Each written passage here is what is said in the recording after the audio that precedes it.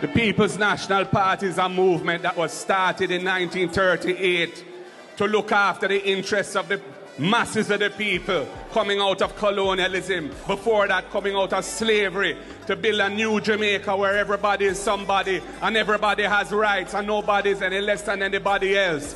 And the People's National Party will always stand up for justice for the Jamaican people and do the right thing by the Jamaican people. We are not the same as the Labour rights.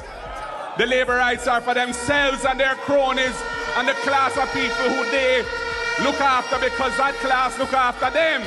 We are for all Jamaicans top to bottom, but our singular focus and the most important priority is the masses of the people who need the help of the state, because there are historical reasons why they are where they are, and we have to uplift them. And that is the message of the People's National Party. That's the reason why we exist.